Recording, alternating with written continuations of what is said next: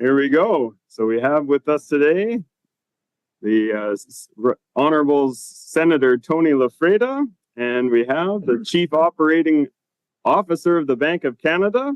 Bom dia e bem-vindo, Filipe Dinis, Senador Tony Lafreda, professores e professoras, estudantes dos Estados Unidos e do Canadá e todo o mundo que olha nossa entrevista com o diretor de operação do Banco do Canadá.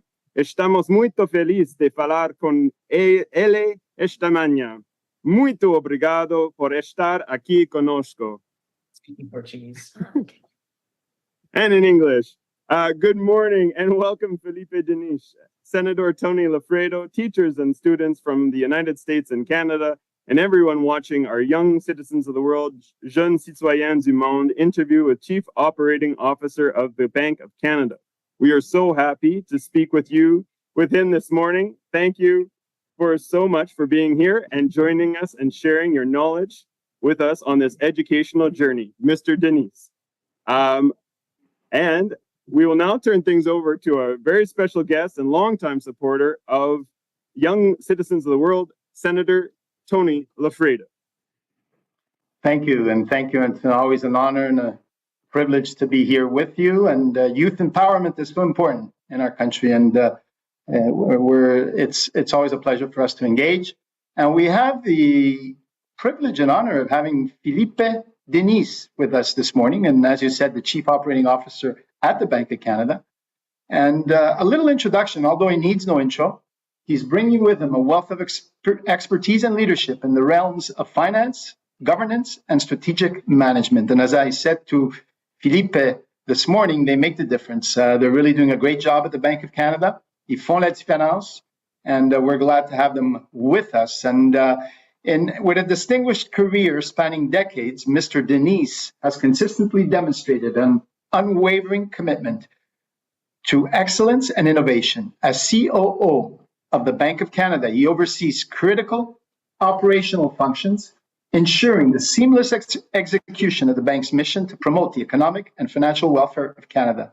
As a fellow of both the Chartered Professional Accountants, FCPA, and Society of Management Accountants, FCMA, Mr. Denis brings a deep understanding of financial principles, practices to his role. His accreditation as an ICD Institute of Corporate Directors, he is a director, further underscores his proficiency in corporate governance, emphasizing his dedication to upholding the highest standards of integrity and transparency.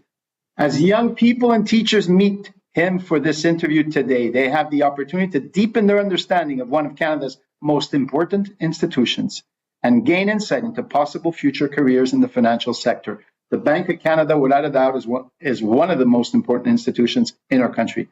Through his insights, they learn to make informed financial choices and recognize their part in shaping the Canadian fabric. Under Mr. Denis's leadership, running day-to-day operations, the Bank of Canada is poised to continue its legacy of excellence, steadfastly advancing its mandate to foster economic stability and prosperity for all Canadians, while inspiring the next generation to play their part in shaping Canada's future. And here today we have the next generation. So Filipe, up to you. I'll leave it up to you, and keep up the great work. And I'm looking forward to your insights this morning. Thank you. Well, first of all, good morning, everyone, and a special thank you to you, Senator Lafreda. It's a true honor to be introduced by you today.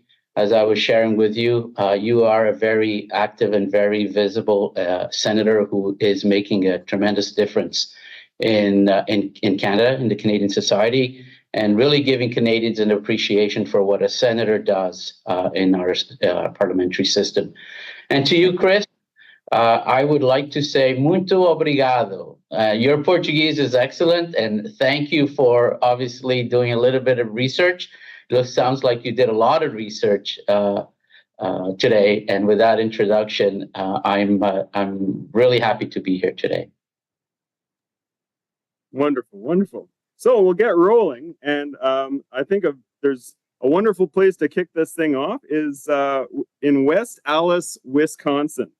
For West Allis is named after the manufacturing businessman Edward Phelps Alice, who was, get this, a leading figure of the Greenback Party, which favored the issuance of paper money, greenbacks, as originally during the Civil War and in the United States. And with the printing of this green, bright green, non-gold backed second currency, there was an enormous inflation in the United States, an enormous money supply increase that doubled the cost of living in the 5 years of the Civil War. Mr. Alice was a Greenback Party candidate for governor in Wisconsin, as well as they attempted to make a run for a presidential run. So I'm super happy to be joined by Jean Martinelli Engelmeyer at her West Alice Central High School, and her student Jeremy is going to be asking our first question. Just has to look. Here he is. Hi, how are you guys doing? Good morning to you all. Good morning. What can you tell us about your youth growing up? Hi, Jeremiah. Really nice to see you on the screen. Nice to meet you, and thank you for the question. I want to start off by saying how happy I am of this opportunity to speak to the young citizens of the world. It's a true privilege, and having a question from you, Jeremiah, is really special. So thank you. Let me tell you a little bit of myself. So I grew up in Montreal, in the province of Quebec here in Canada. And I came to Canada with my parents. We immigrated from Portugal a long, long time ago. And we immigrated to this beautiful country called Canada, who has given me the opportunity to, frankly, to be whatever I wanted to be.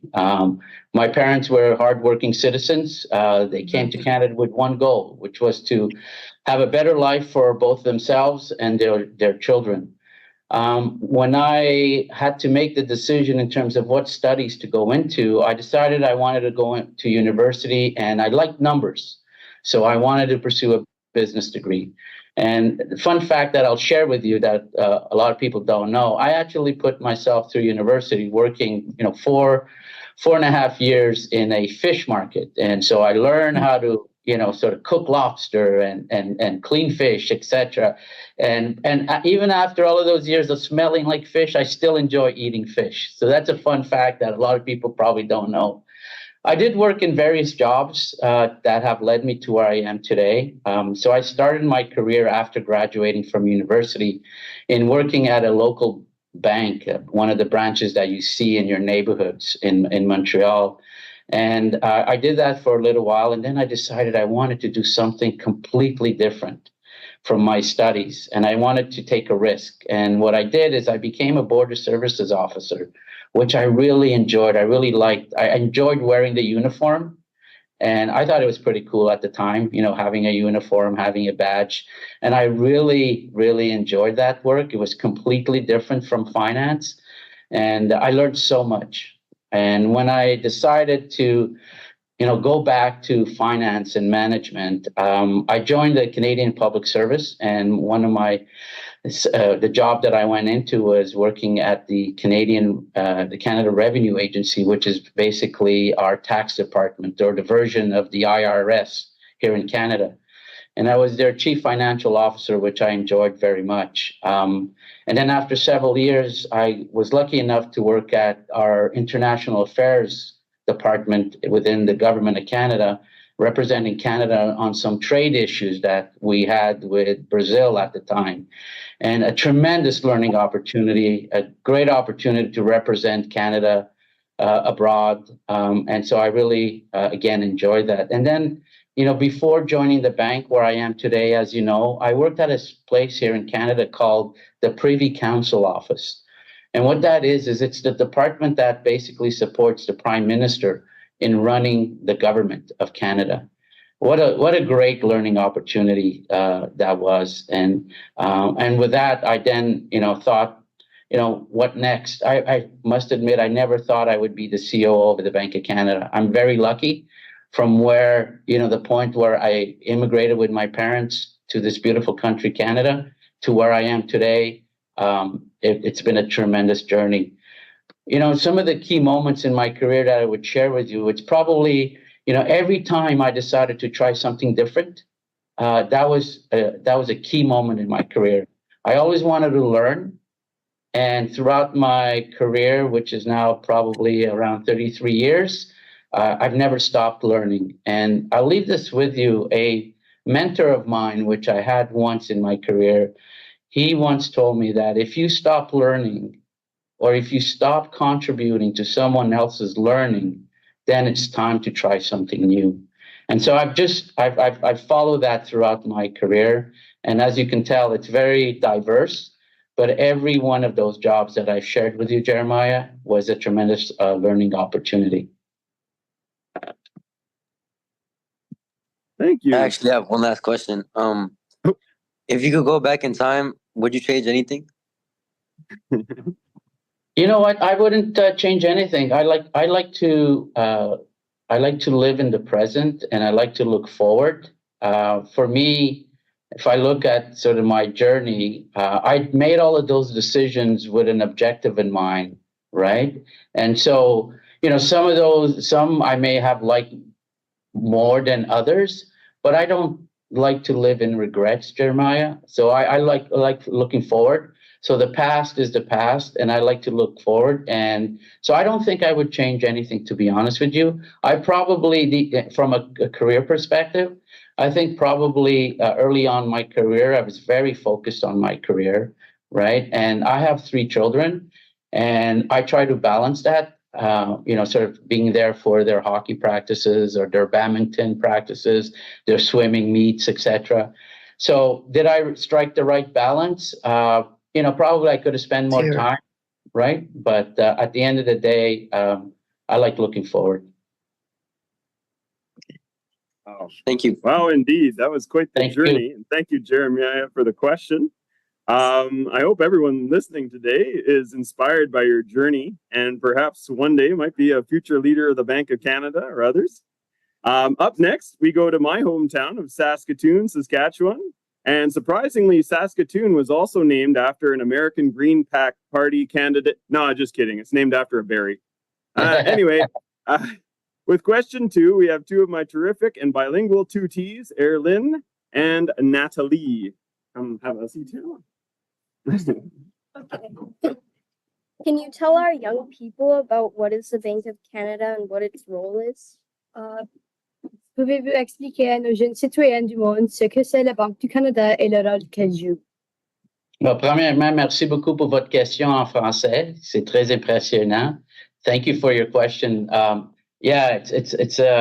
Bank of Canada is very different. It's Canada's central bank.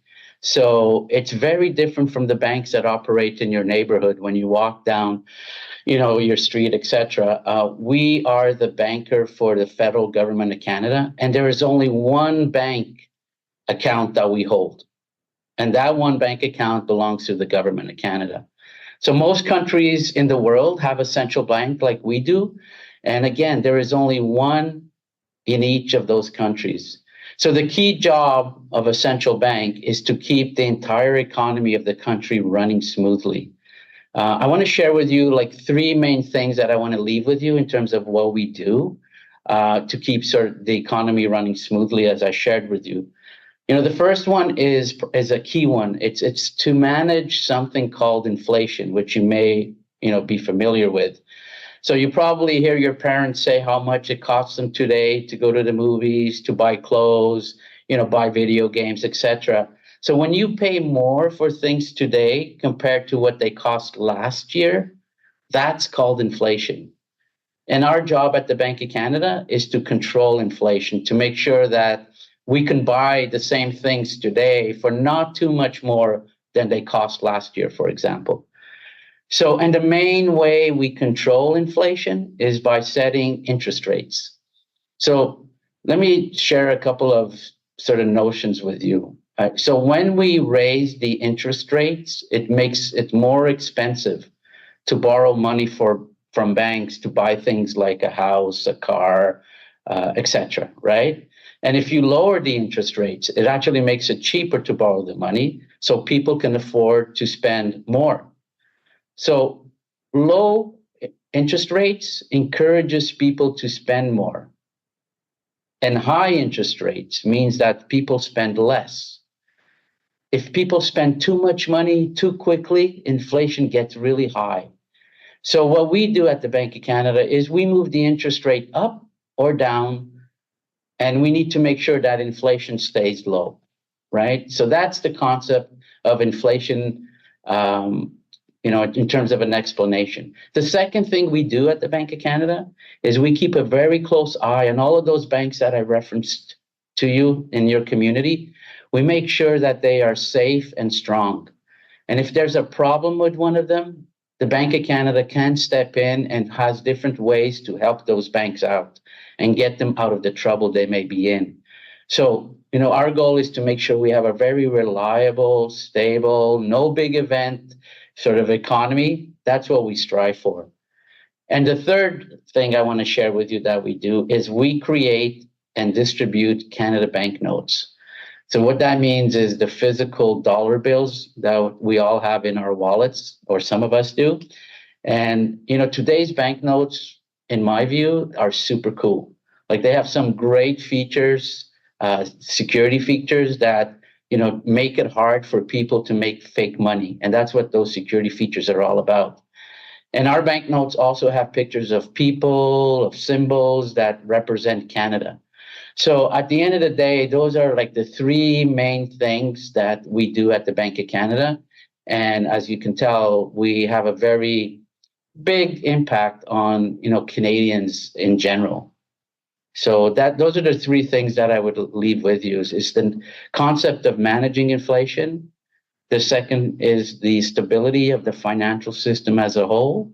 And the third is the creation, distribution, and management of banknotes that we have in circulation in the country. Merci beaucoup pour votre question. Thank you for your question. Obrigada. Obrigada. De nada.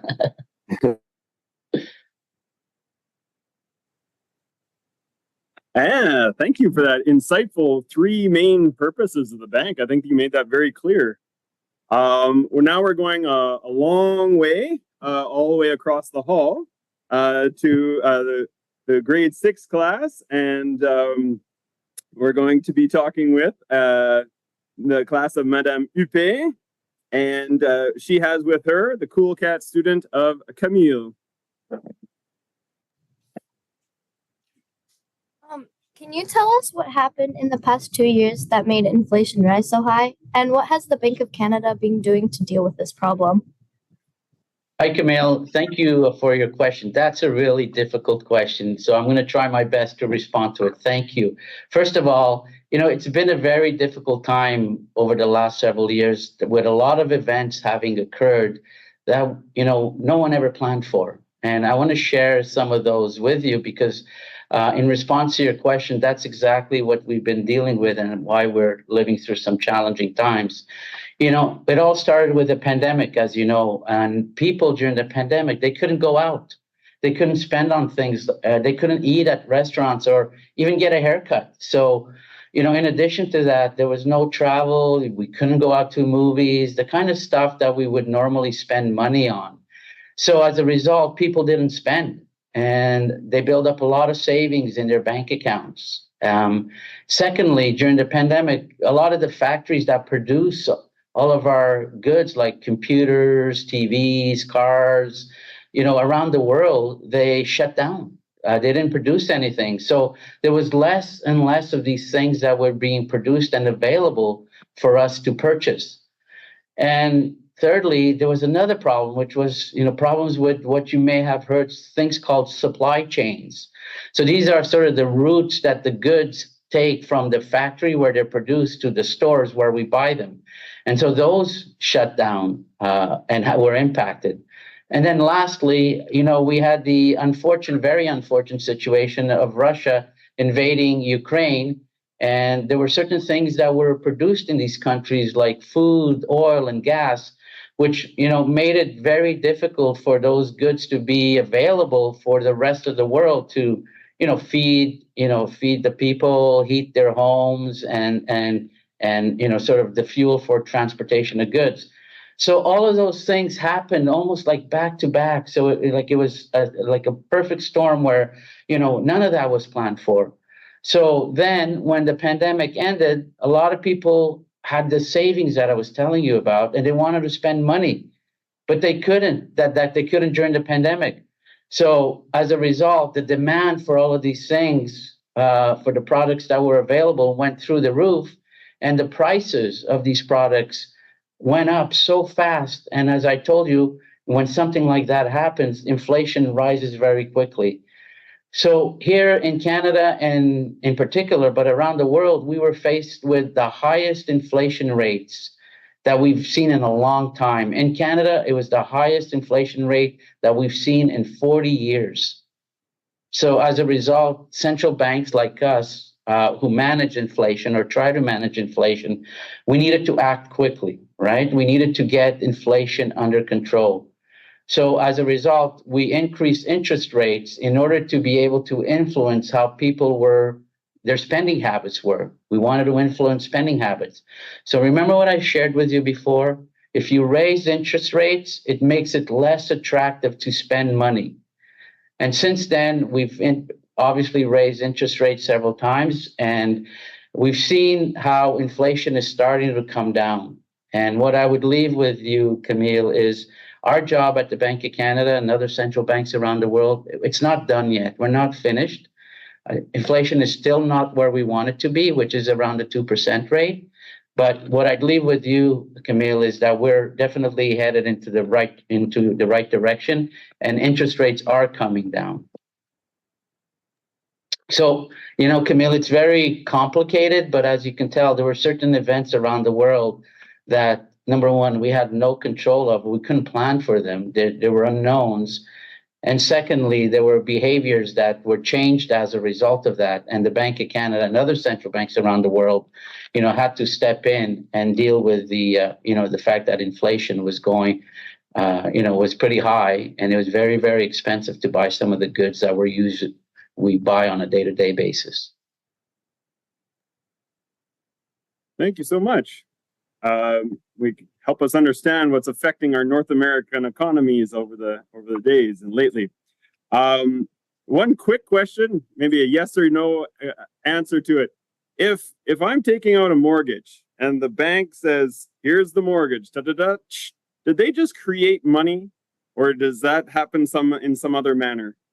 No, they don't create money, Chris. So what happens is, I spoke to you earlier about all the savings that were accumulated. So when we put money in the bank, right, in our own respective banks, our banks basically pay us an interest rate of X amount, right?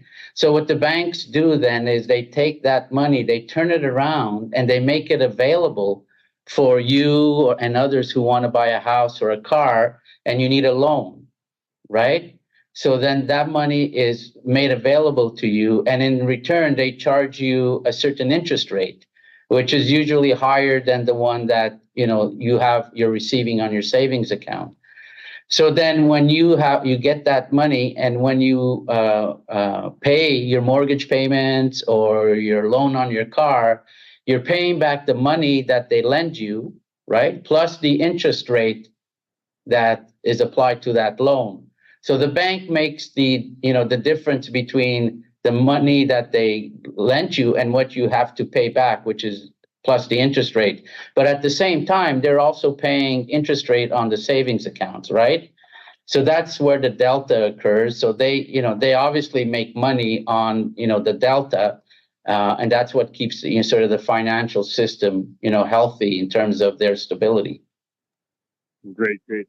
Well, we were going to have a question from Mexico, New York, and I had a whole bunch of stories about how we would get there, but they're unable to join us this morning, so that's too bad. But we have in Surrey, BC, and you might be thinking that the area of Surrey, BC is a little too dense for a lot of farmland, but nestled just north of a whole bunch of farms is Cloverdale Catholic School, and Classy Clive here and his meravillosa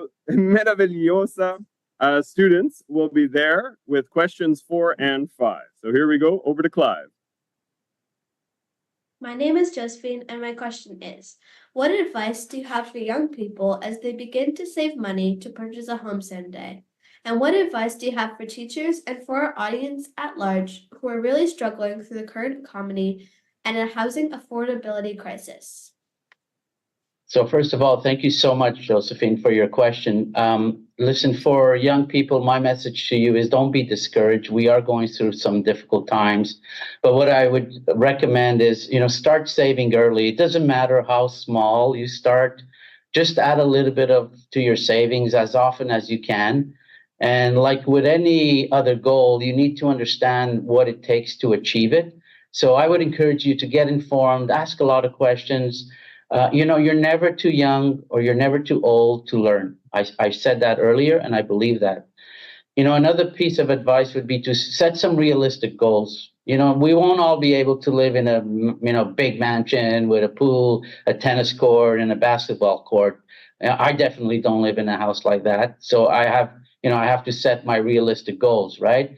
But with good information and a good plan, you can get what you need, and I'm sure you're going to be able to get what you want as well. So, some advice for you is set some savings goals, make a plan and stick to it. And honestly, in the context of these pieces of advice that I'm sharing with you, this applies to people of all ages and all backgrounds, right? One of the most important parts of keeping the Canadian economy healthy is confidence in the economy. So if you get informed, if you make a plan, you'll be able to participate in the economy and buying stuff and enjoying it and making progress towards your savings goals and objectives that you set yourself up for, right? So, when we at the Bank of Canada and other central banks around the world, like the Federal Reserve in the US as well, when we set, a higher interest rate, it's really about short-term pain for long-term gain. It's not easy with high inflation. We know that. We acknowledge that. It's a very difficult time. But some of the work that we're doing, we need to slow the economy down so that things don't get even more and more expensive. So, the bottom line from my perspective is financial literacy is so important. And you can start at any age and it's never too late. One of the things I want to share with you is we at the Bank of Canada, we have a physical museum here in Ottawa, but we also have an online museum where we have partnerships with schools and teachers, and we have a lot of resources for teachers and youth in terms of how to understand the Canadian economy. Again, what do we do? What does the bank do? And it also has a good, sort of educational tools in terms of how to, savings and setting goals, etc. So I would strongly encourage you just, have a visit on our website and see what kind of partnerships we can set up with your schools. And you as students, you can just, navigate through our website, and there's some really interesting and cool stuff there. Thank you. Thank you. Some excellent advice. I feel inspired to learn more about the economy. I know I was sharing compound interest with my son the other day. He was like, "Oh, that sounds like a really good idea." That's right. Now we have our fifth question. I believe Bella in Surrey, BC. Hi, my name is Bella, and I am a grade 7 student at Cloverdale Catholic School. Our initial final question was going to be, who would you put on a dollar bill if you could choose? But we learned that you're involved in putting Canadian civil rights activist Viola Desmond on the $10 bill. Can you describe the process of choosing her and why you felt it was so important to have her on the bill? Bella, thank you so much for that question. I have to tell you, in the 10 years that I've been at the bank, this is one of the highlights for me and being involved in this decision. So I'm more than happy to share with you the journey that we went on to, have, Viola Desmond in our $10 banknote. First of all, it all started back in 2016 when the Prime Minister here in Canada announced that we wanted to put a Canadian woman for the first time on a banknote. The other only woman that we have had in Canada was obviously Queen Elizabeth, but we've never had a Canadian woman on a banknote. So that was super exciting. So we did launch a big consultation process, and we basically, asked Canadians to tell us which iconic woman should appear on our banknote. And there were certain criteria that needed to be met. The individual had to be born in Canada, outstanding leader, great achievements, etc. But one thing that a lot of people don't know is that in order to make it on a Canada banknote, the individual has to be deceased for at least 25 years if we're considering adding somebody to a banknote that is not sort of a royalty, if you will. And it obviously can't be it has to be a non-fictional character, right? So you'll never guess how many names we received, but I'll tell you, we got 26,300 names that were submitted to us with ideas of women, outstanding women in our community, in our lives that people thought should be on the banknote. And you know what was special, Bella? Was that a lot of those were names of mothers and moms where their children actually submitted their mom's name and had a beautiful write-up in terms with nice stories of why they thought the mom should be on their banknote. So that was, it was just a pleasure to read those submissions. So out of the 26,000 names that were submitted, there were 461 that actually qualified and met the criteria. And if you're ever interested in knowing who those 461 names are, they're posted on our website. So you can go and see all of the names of the women that were recommended by Canadians to be on our website. The second thing we did is we created an independent advisory council, basically members of the Canadian Society across Canada from different places. And their task was to go through the 461 and come up with 5 names that they would recommend to the government and to the minister. And again, the names of those 5 people, prominent Canadian women, are on our website. So you have access to them. The final decision in Canada on who goes onto a banknote is made by the Minister of Finance. And the Minister of Finance decided that Viola Desmond was the prominent Canadian that was going to go on our banknote. Now, Viola Desmond, some of you may know who she was, but let me tell you, she was a civil rights activist from Halifax. She refused to move seats in a whites-only section of a movie theater. She was arrested, she was jailed overnight, and she was fined. She fought racism in her time, which was not easy. So, why was she chosen? Well, obviously she broke and overcame some barriers. She was and still is an inspiration. She made significant change, and she's left a lasting legacy. So we were so happy when she was chosen, and we put her on our first vertical note. So that was usually our banknotes are horizontal. So we introduced vertical notes, which is what we're going to produce going forward. And she was the first individual, prominent Canadian on that vertical note.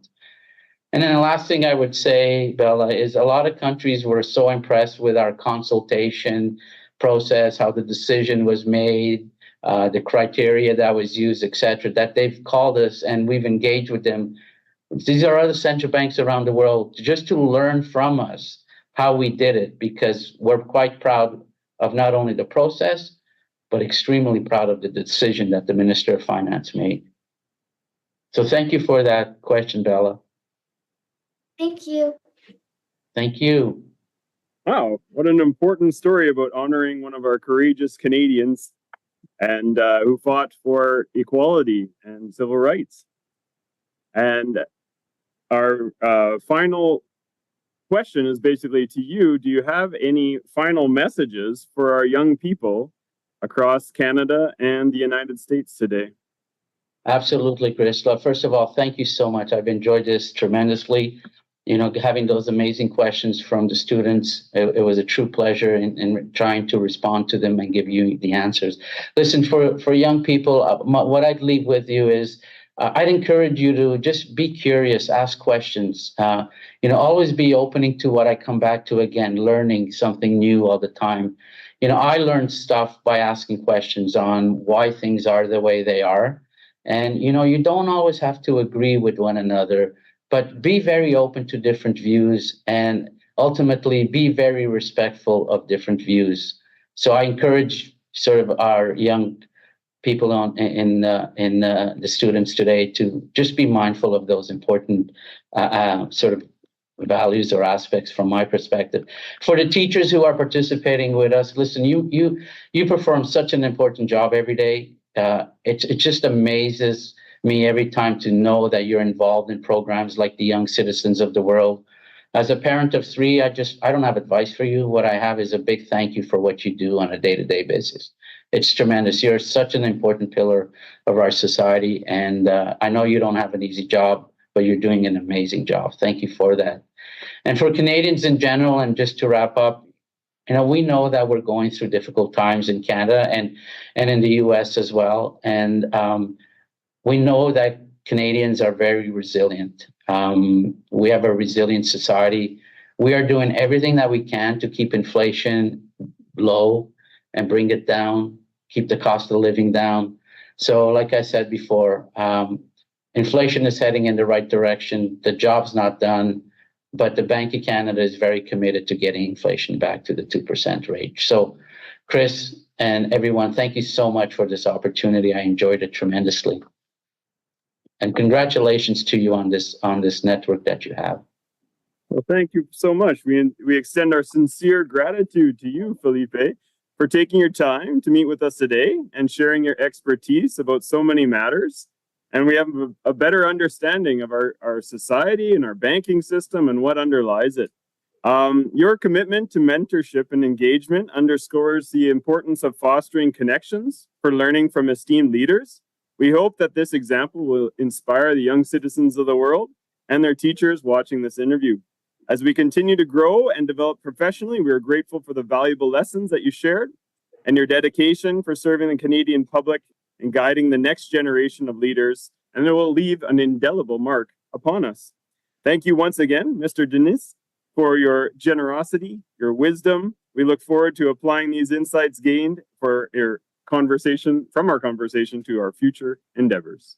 Merci beaucoup. Muito, muito obrigado. Thank you. Thank you, everybody. And Filipe, well done. Well done. Thank you. Thank you, Senator. For all of us. And I've learned myself this morning. So thank you. And congratulations on your journey and your career, and really inspiring. So it's inspiring for many of our youngsters and many Canadians. And you can accomplish anything you want to accomplish. And Filipe is a great example. So keep up the great work, Filipe. Awesome. Thank you very much, Senator. Thank you, everyone.